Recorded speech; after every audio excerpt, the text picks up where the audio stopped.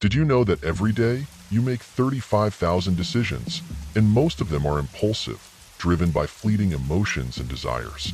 Think about it. How many choices have you regretted because you acted without thinking? What if you could seize control of those moments and master your impulses? Stay with us, because these ancient Stoic techniques could change the way you make decisions forever. So start with our first one, which is the power of the pause. You're rushing through your day, juggling deadlines, frustrations, and distractions. Suddenly, an email pops up, harsh words from a colleague. Your fingers twitch, ready to fire back. But here, in this moment, lies your first test. Do you hit send, or do you pause? The Stoic philosopher Seneca often emphasized the importance of the pause.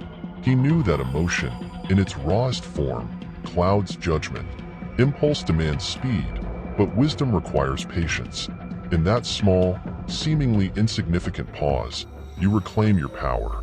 You step back, observe the situation from a distance, and give yourself time to think.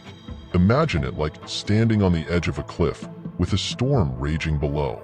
The instinct might be to jump, to react, but instead, you take a step back. The pause allows you to see the bigger picture, to realize that leaping without thought could send you plummeting into chaos. The storm will pass, and when it does, you'll be glad you didn't let impulse rule you. With practice, this pause becomes your strongest ally against rash decisions. The next time anger, desire, or fear tries to pull you toward impulsive action, remember, the pause is your power. It's the difference between acting out of impulse and acting out of intention. Second, detachment from desire. Desire has a way of controlling us without our realizing it. You see something new and shiny, perhaps a new phone, car, or clothing. Suddenly, the craving takes over. You want it, need it, and can't stop thinking about it until it's yours. And then, once it's in your hands, the excitement fades, replaced by a gnawing emptiness. Why does desire play this cruel trick? Epictetus, a prominent Stoic, warned about the dangers of desire. He believed that true freedom comes not from fulfilling our cravings, but from detaching from them. When we desire something, we give it power over us. It becomes the master, and we, the slaves. Imagine being free from that constant tug, the relentless pull toward things that won't bring lasting satisfaction. This doesn't mean denying yourself joy, but rather recognizing that most desires are fleeting illusions. They're like mirages in the desert, promising satisfaction but leaving you thirstier than before. The next time you find yourself obsessing over something you feel you must have, stop. Ask yourself, is this truly necessary? Or is it just another fleeting impulse? Detachment doesn't strip away pleasure. It frees you to make choices that align with your values, not your whims. Third, the illusion of control. Life often feels like a whirlwind, spinning out of control.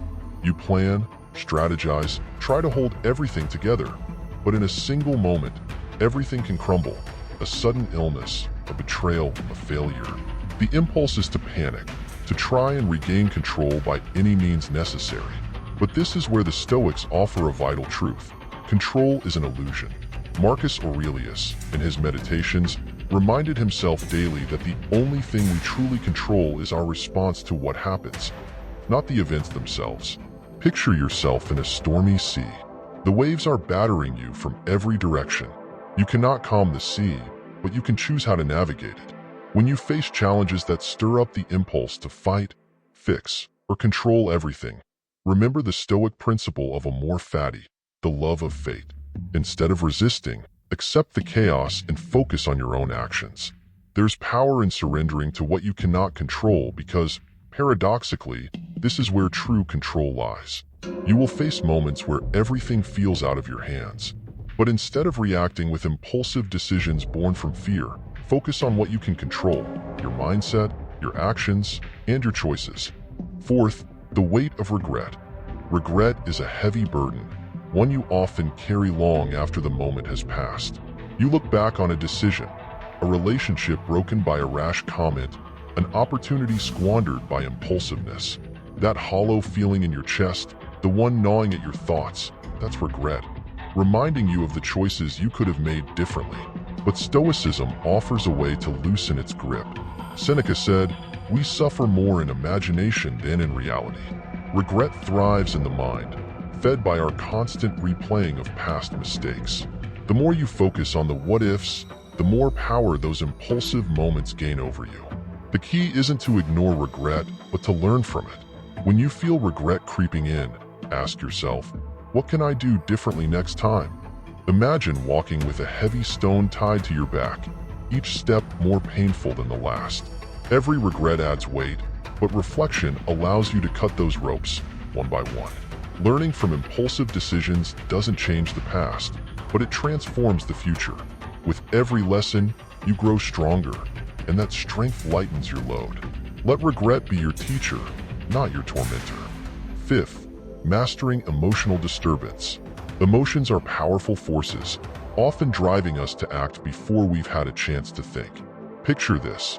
You're in the middle of a heated argument, and before you know it, harsh words are flying out of your mouth. Words you wish you could take back the moment they're spoken.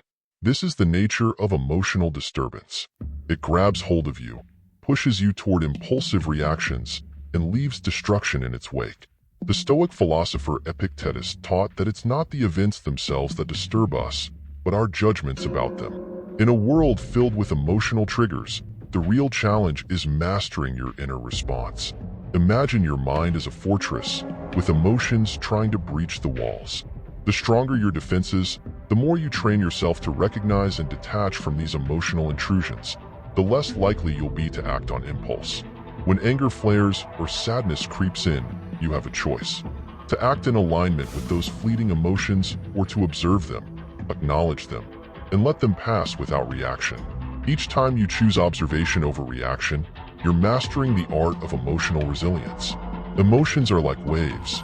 They come and go. Don't let the stormy sea of emotions control you. Instead, be the anchor that holds firm amidst the chaos. Sixth, the discipline of delay. Impulse demands immediacy. You see something you want, and the urge is to get it now, without delay. Whether it's a tempting snack, a spontaneous purchase, or a sudden decision, impulse thrives on speed. But the Stoics knew that true strength comes from delaying gratification, from resisting the pull of the immediate in favor of something greater. Think of the last time you were caught in a moment of craving. Maybe it was late at night, and the temptation to break your diet overwhelmed you. The impulse to give in was strong, but if you had practiced the discipline of delay, you could have outlasted it. Marcus Aurelius often reminded himself that we are not at the mercy of our desires. We have the power to choose differently. Imagine desire as a flame, flickering wildly. Each time you delay acting on that impulse, you're pouring water on the fire, slowly extinguishing its hold over you. This discipline isn't about deprivation. It's about strength. The more you practice delaying your decisions, the more control you gain over your impulses. The next time you feel the rush of desire, challenge yourself to wait. In that delay, you'll find clarity, and with clarity comes the ability to make choices that align with your long-term values, not fleeting cravings. Seventh, the strength of perspective. When we're caught in the grip of an impulse, our perspective narrows. It's like tunnel vision. Everything else fades, and only the object of your desire remains. You want it now, and you convince yourself that nothing else matters. But what if you could step back? What if, instead of being consumed by the impulse, you could see the situation from a wider lens? Seneca wrote about the importance of gaining perspective, especially when emotions threaten to cloud your judgment. Imagine yourself standing at the base of a mountain, unable to see the path ahead because the trees block your view. Now, imagine yourself flying above that same mountain. From this vantage point, you can see the twists and turns of the path, the obstacles, and the dangers. This is what perspective does. It lifts you out of the moment, giving you the clarity to make better decisions. The next time an impulse tries to narrow your focus, take a step back. Ask yourself, in the grand scheme of things, does this matter? Will this decision impact me in a day, a week, a year? By widening your perspective, you dilute the power of impulsive urges. Perspective brings distance, and distance brings wisdom. And with wisdom, you gain the strength to make decisions that serve your higher purpose. Eighth, embracing the moment of choice. Every impulse comes with a hidden opportunity, the chance to choose differently. In that split second between feeling the urge and acting on it, there exists a moment of pure potential. It's easy to overlook, easy to miss in the rush of desire or anger. But the Stoics believe that this moment is where true freedom lies. Marcus Aurelius often reflected on the power of choice, reminding himself that no matter the external circumstances, he alone controlled his response. Imagine you're standing at a crossroads. One path leads to an impulsive decision, a knee-jerk reaction driven by emotion or desire. The other path, though harder to see at first, leads to thoughtful action aligned with your deeper values. The Stoics challenge us to embrace that brief moment of choice and see it as the gateway to personal freedom. It's not about resisting every impulse, but about realizing that with each decision, you shape who you are. Think of every choice as a brushstroke on the canvas of your life. The more deliberate your choices, the more intentional the masterpiece becomes. So when the next impulsive urge strikes, pause and look for that moment of choice. In that moment lies your true power. The power to act, not as a slave to your impulses, but as the master of your fate. You now hold the key to mastering your impulses, clarity over chaos, intention over rash decisions. The Stoics taught us that true power lies in controlling our reactions, not being controlled by them. Every moment offers a choice, to let your emotions dictate your actions or to rise above them with wisdom. As you move forward, remember that each decision shapes your destiny. If you're ready to dive deeper into mastering your mind, our next videos will take you further. Don't forget to like, subscribe, and explore those videos on your screen. They'll unlock even more of your potential.